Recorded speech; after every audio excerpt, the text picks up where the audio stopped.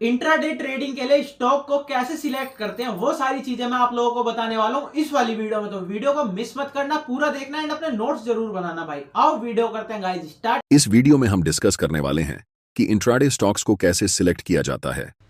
ज्यादातर beginner traders randomly किसी भी स्टॉक में ट्रेड करने लगते हैं, जिससे उन्हें टेक्निकल एनालिसिस पता होने के बावजूद भी लॉस हो जाता है।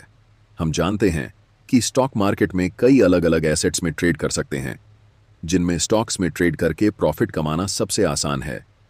इसका कारण यह है कि स्टॉक्स में वोलेटिलिटी कम रहती है, और जब हम इंट्राडे ट्रेड करते हैं तो हमें ब्रोकर की तरफ से 5 गुना मार्जिन भी मिलता है। इस कारण हम कम कैपिटल में भी अच्छे रिस्क मैनेजमेंट के साथ डिसेंट अमाउंट प्रॉफिट बना सकते हैं। इस वीडियो में हम डिटेल में डिस्कस करेंगे कि professional intraday traders stock selection कैसे करते हैं। पहले वे सेक्टर वाइज एनालिसिस करते हैं और फिर उस सेक्टर के स्टॉक्स को सिलेक्ट करके इंट्राडे ट्रेड करते हैं।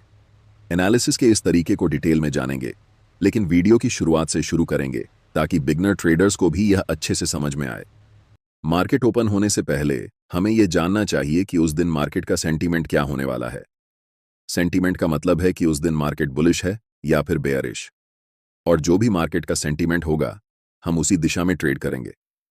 अगर मार्केट बेयरिश है तो हम ऐसे स्टॉक्स ढूंढेंगे जहां सेल ट्रेड का सेटअप बन रहा हो, और अगर सेंटीमेंट बुलिश है तो हम ऐसे स्टॉक्स ढूंढेंगे जहां बाय ट्रेड का सेटअप बन रहा हो। अब आप सोच रहे होंगे कि मार्केट सेंटीमेंट कैसे पता चलेगा। इसे पता करना बहुत आसान है और हम इसे 3 तरीकों से पता कर सकते हैं। पहला, मार्केट ओपन होने से पहले हमें एक बार ग्लोबल मार्केट को देखना होगा। इसे देखने के लिए हम गूगल पर जाएंगे और सर्च करेंगे ग्लोबल मार्केट। हमें मनी कंट्रोल की वेबसाइट दिखेगी जिसे ओपन करना है।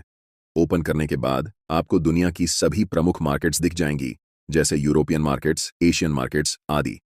यहां हमें यूएस मार्केट पर नजर डालनी है, क्योंकि यह दुनिया का सबसे बड़ा मार्केट है, और अगर यूएस में कुछ होता है तो इसका असर लगभग सभी देशों की मार्केट्स पर पड़ता है। अगर यूएस मार्केट बुलिश है तो हम बाय वाले स्टॉक्स पर ट्रेड करेंगे, और अगर यूएस मार्केट बेयरिश है तो सेल वाले स्टॉक्स में ट्रेड करेंगे। दूसरा, हमें एफआईडीआई डेटा चेक करना है। ये डेटा एक दिन पुराना होता है, यानी अगर आज 18 सितंबर है तो हमें 17 सितंबर की बाइंग और सेलिंग दिखेगी। अगर इन्होंने पिछले दिन पैसा मार्केट में डाला है तो हमारे लिए ये बुलिश सेंटीमेंट का संकेत होगा, और अगर इन्होंने पैसा निकाला है तो ये बेयरिश सेंटीमेंट का संकेत होगा। तीसरा, हमें सुबह 9:08 पर पता चल जाएगा कि निफ्टी उस दिन गैप अप हुआ है या गैप डाउन। अगर गैप अप हुआ है तो सेंटीमेंट पॉजिटिव है, और अगर गैप डाउन हुआ है तो सेंटीमेंट नेगेटिव है। सेंटीमेंट के हिसाब से हम स्टॉक्स को सिलेक्ट करेंगे और ट्रेड में एंट्री लेंगे। इन 3 तरीकों से हम मार्केट के सेंटीमेंट का पता लगा सकते हैं कि मार्केट ओपन होने के बाद प्राइस ऊपर जाएगा या फिर नीचे। अब जो हम आपको बताने वाले हैं वह यह है कि किसी भी इंट्राडे स्टॉक्स में ट्रेड करने से पहले अगर इन बातों का ध्यान नहीं रखते हैं तो भले ही आप आजकल पैसा कमा रहे हों, लेकिन जब आप इसे रेगुलरली करेंगे तो आप बहुत बुरी तरह से स्टॉक्स में फंस सकते हैं, जिसमें आपका सारा पैसा भी डूब सकता है। इसलिए इन बातों को ध्यान से देखना जरूरी है। स्टॉक में एंट्री लेने से पहले हमें उस स्टॉक की क्वालिटी चेक करनी है। उस स्टॉक की लिक्विडिटी हाई होनी चाहिए, यानी उसमें वॉल्यूम ज्यादा होना चाहिए, ताकि आपको मार्केट से एग्जिट करने में दिक्कत ना हो। क्योंकि अगर लिक्विडिटी कम रही तो चाहकर भी आप उस स्टॉक से एग्जिट नहीं कर पाएंगे, जिससे आपको बड़ा लॉस हो सकता है। दूसरी बात, उस स्टॉक में वोलेटिलिटी ज्यादा होनी चाहिए। अगर कोई स्टॉक 3-4 दिनों से साइडवेज में है तो ऐसे स्टॉक में एंट्री करने का कोई फायदा नहीं होगा, क्योंकि इससे सिर्फ आपका ब्रोकरेज और चार्ज लगेगा। इसलिए स्टॉक में एंट्री लेने से पहले उसकी वोलेटिलिटी चेक कर लें। अगर वोलेटिलिटी ज्यादा है और स्टॉक ऊपर नीचे ज्यादा मूव कर रहा है, तभी हम उस स्टॉक को सिलेक्ट करेंगे।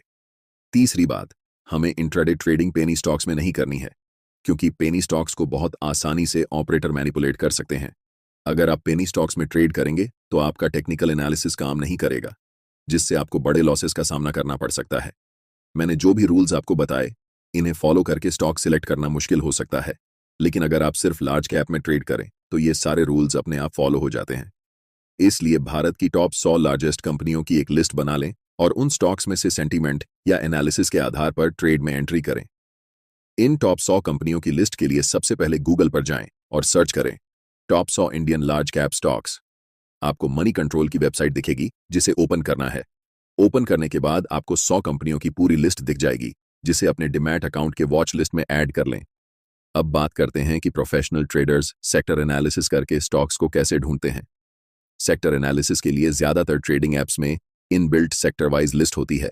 अगर है तो बहुत अच्छा, और अगर नहीं है तो हमें सभी सेक्टर्स की लिस्ट बना लेनी है, जैसे Nifty onto, Nifty FMCG, Nifty media, Nifty metal, Nifty pharma आदि। इन सभी के चार्ट्स को हम मल्टी टाइम फ्रेम एनालिसिस से एनालाइज करेंगे। पहले हम वन डे टाइम फ्रेम में सेक्टर के चार्ट को एनालाइज करेंगे। एनालाइज करने का सबसे आसान तरीका है कि इंडिकेटर सेक्शन में जाएं और सुपर ट्रेड नामक इंडिकेटर को चार्ट पर लगा दें। इससे हमें उस सेक्टर की ट्रेंड का पता चल जाएगा। अगर ट्रेंड अप ट्रेंड में है तो हमें उस सेक्टर के ऐसे स्टॉक्स को चुनना है जो अप ट्रेंड में रहते हुए कंसोलिडेट कर रहे हों। ध्यान दें कि हमें यह एनालिसिस 4 आवर टाइम फ्रेम में करनी है। उन सभी स्टॉक्स में सपोर्ट और रेजिस्टेंस लेवल कंसोलिडेशन जोन के ऊपर और नीचे ड्रॉ करके रख लें। अगले दिन, जिस दिन आप ट्रेड लेने की तैयारी कर रहे हो, उस दिन आपको 3 मिनट के टाइम फ्रेम में चार्ट ओपन करना है। अगर उस दिन की पहली 3 मिनट की कैंडल रेजिस्टेंस लेवल को ब्रेक करके ऊपर क्लोज होती है और अगली कैंडल पहली कैंडल की हाई को ब्रेक करती है, तो हमें बाय पोजीशन में एंट्री लेनी है। इस स्थिति में हमारा स्टॉप लॉस प्रीवियस डे की लास्ट कैंडल की लो होगी। और अगर स्टॉप लॉस बड़ा हो रहा है और रिस्क रिवॉर्ड रेशियो फेवरेबल नहीं है, तो उस समय हमें पहली कैंडल की लो को स्टॉप लॉस रखना है। अगर अभी भी आपको समझ में नहीं आया तो कोई बात नहीं, चलिए इसे एक उदाहरण की मदद से समझते हैं। सुबह 9:08 पर आपने देखा कि निफ्टी आज गैप अप ओपन होने वाली है। साथ ही ग्लोबल मार्केट भी बुलिश सेंटिमेंट में है। इसका मतलब यह है कि आज हमें ऐसे सेक्टर को ढूंढना होगा जो अपर ट्रेंड में हो और कंसोलिडेट कर रहा हो। सबसे पहले मैं अपना सैमको ब्रोकिंग ऐप खोल लेता हूं। ऐप खोलने के बाद हमें वॉच लिस्ट में जाना है, जहां हमें इंडेक्स एनालिसिस का विकल्प मिल जाता है। यहां पर हमें सभी सेक्टर और इंडेक्स की एक लिस्ट दिखती है। इन सभी को एनालाइज करने के बाद पता चलता है कि आईटी सेक्टर अप ट्रेंड में है और ऊपर के लेवल पर कंसोलिडेट कर रहा है। अब हम निफ्टी आईटी पर क्लिक करके उसके सभी स्टॉक्स को देखेंगे। इनमें से एम्फेसिस स्टॉक सबसे ज्यादा बुलिश लग रहा है, क्योंकि इसने पिछले दिन 1.3% का गेन हासिल किया था। अब हम इस स्टॉक पर क्लिक करेंगे और उसके चार्ट्स को देखेंगे। चार्ट में यह स्टॉक एक स्ट्रॉन्ग अपर ट्रेंड में है और ऊपर के लेवल पर कंसोलिडेट कर रहा है। कंसोलिडेशन वाले एरिया में हम सपोर्ट और रेजिस्टेंस लेवल ड्रॉ कर देंगे। यहां तक हमारा काम फिलहाल के लिए खत्म हो जाता है। अब हमें मार्केट खुलने के बाद अपना अगला कदम उठाना है। जब मार्केट ओपन हो जाएगा तो हम चार्ट्स को 3 मिनट टाइम फ्रेम में कन्वर्ट करेंगे। अगर यह स्टॉक 3 मिनट की पहली कैंडल में रेजिस्टेंस लेवल को ब्रेक कर देता है तो हम बाय पोजीशन में एंट्री लेंगे। हमारा स्टॉप लॉस प्रीवियस डे की क्लोजिंग कैंडल के लो के नीचे होगा। अगर स्टॉप लॉस बड़ा लग रहा है तो हम आज की पहली कैंडल के लो के नीचे भी स्टॉप लॉस सेट कर सकते हैं। अब टारगेट के लिए हम 9 EMI एक्सपोनेंशियल मूविंग एवरेज का उपयोग करेंगे। यह इंडिकेटर डिफॉल्ट सेटिंग में ही रहेगा, इसलिए आपको इसे बदलने की जरूरत नहीं है। जब तक कैंडल 9 EMI के नीचे क्लोज नहीं करती, तब तक हम टारगेट लेते रहेंगे।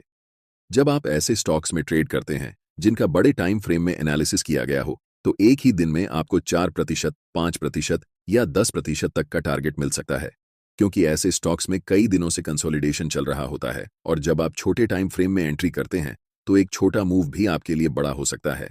इसी तरह से आप सेल पोजीशन में भी एंट्री कर सकते हैं। हालांकि मैं इसका उदाहरण नहीं बताऊंगा, क्योंकि इससे वीडियो लंबा हो जाएगा। अगर आपको यह वीडियो अच्छा लगा हो तो एक बार लाइक कर दें और एक प्यारा सा कमेंट छोड़ दें, ताकि हमें मोटिवेशन मिले। आई होप गाइस वीडियो आप लोगों को पसंद आई होगी। अगर कोई सा भी डाउट है तो नीचे कमेंट जरूर करना। बाकी मिलता हूं आप लोगों से किसी और वीडियो में। जब तक के लिए जय श्री राम भाई।